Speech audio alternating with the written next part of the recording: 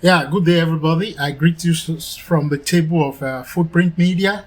I bring to you a very, very sound, knowledgeable article this evening. Uh, we all know that 24 days from now will be the general election in Nigeria. And this simply means that by now, if you don't know the manifesto of these political parties you're going to be voting for. So it simply means that you are not ready for election. So far so good from the table of the footprint media. We bring to you the manifesto of the three leading political party in the 2003 election, um, which are a PDP, APC, and Labour Party. So the first agenda we're going to be looking today is the philosophy of these people. What is the philosophy of these people? The first person is Atiku Abubakar. Without preference, we are taking it alphabetically. So Atiku Abubakar said his philosophy for Nigeria come 2023 general election is a lean government, pro-business, private sector driven economy with a strong focus on strengthening national unity, expanding opportunities for SMEs, restructuring and steam focus on education. That is his philosophy for Nigeria. While Bola Ahmed Tinubu said a government with ideas on big spending, rapid and scalable industry, and investment in infrastructure development, as well as an intense focus on industrialization, agriculture, and other levers of growth. That is for Bola Ahmed Tinubu. The philosophy for Peter Obi says positioned as an embodiment of the aspiration of Nigerians' youthful population with focus on regional growth clusters, huge focus on the cost of governance, streaming the public sector, and also rebuilding Nigeria's production and gains production engines for growth. Their monetary policy will be for Atiku. Atiku said his monetary policy will be make Nigeria African leading FDI destination. He said ensure low inflation rate, stable exchange rate, and interest rate that will be supportive of business quest for credit.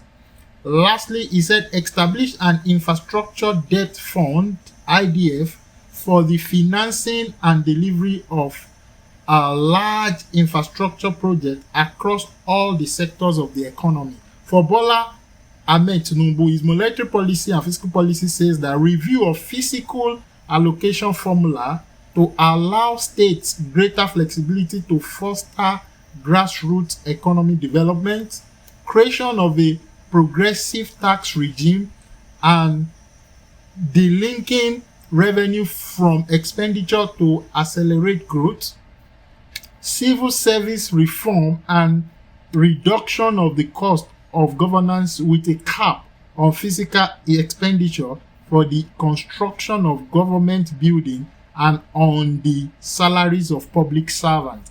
And for that of Peter Obi, he says strive towards a zero-based national budget to overcome the mindset and reality of past non-performing national budgets. Secondly, he said reduce the cost of governance in Nigeria. We start with the immediate implementation of the Orosoya report, which recommended the consolidation of agencies of government. Lastly, he said formulating a policy on common regimentation emolument structure table crest that will harmonize the wages of the federal public servants. For infrastructure, Atiku said review extend financial, legal, and regulatory framework to allow private sector participate in infrastructure development. 2. Increase refining capacity to 2 million barrels per day. Construction of 5,000 kilometers of modern railway lines and 70 kilometers of the road network. The devolve issues bordering on minerals and mines, internal security, including police, law, and other railways, communications, transport, environment, land matters, etc. to the current list. For Bola Ahmed Tinubu on infrastructure, he says that review of the organization, structure, and operation of the Nigeria Railway Corporation. 2. Rehabilitation and expansion of an existing federal roads and express. 3. Prioritization and completion of critical ongoing national railway projects.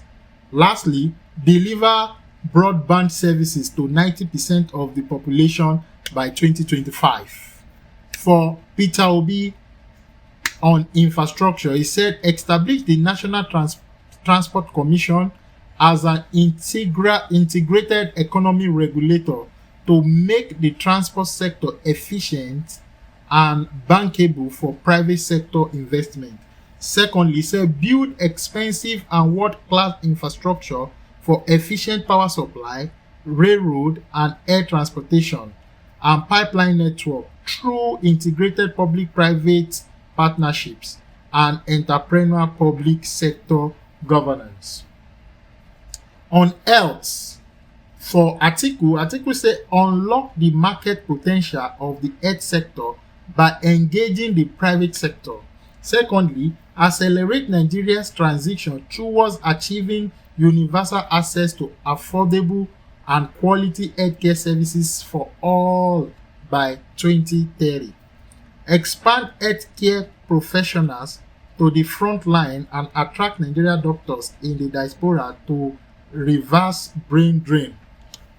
For Bola Ahmed Tinubu on health, he said implementation of a mandatory health insurance scheme to cover at least 40% of the population within 2 years.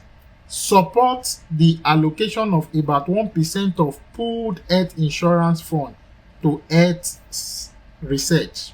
For Peter Obi on health, he said provide health insurance cover to 133 million poorest Nigeria, including pregnant women, children, the aged, and the disabled. Implement the National Health Act of 2014. Lastly, allocate 15% of annual budget to the improvement of health sector. On education, for Atiku, he said improve and strengthen the education system to make more efficient, accessible, quantitative, and relevant. Set up an agency for the regulation of private tertiary education and vigorous promotion of science and technical education to create skills for the new economy. For Bola Ahmed Tinubu on education, he said establish a special education fund that will be responsible for funding university education through the selling of bonds. 2. Establish a task force headed by a special Caesar will be created to address the problem of out-of-school children. Institute a pilot student loan regimen. For Peter Obi on education, he said he's going to introduce a mandatory no child left behind education policy, prioritize a structured approach to developing the digital skills of our young population for the new gig economy, address the gaps in the legislation guiding the funding access modalities to Universal Basic Education Commission or BEC. Lastly, he said he's going to enable the public-private model that involve private corporation assuming funding and managerial responsibilities in a special restructured taxation plan. That's on education. On power, for Atiku Abubakar, he said he's going to target 10,000 megawatt transmission capacity over the short time and 25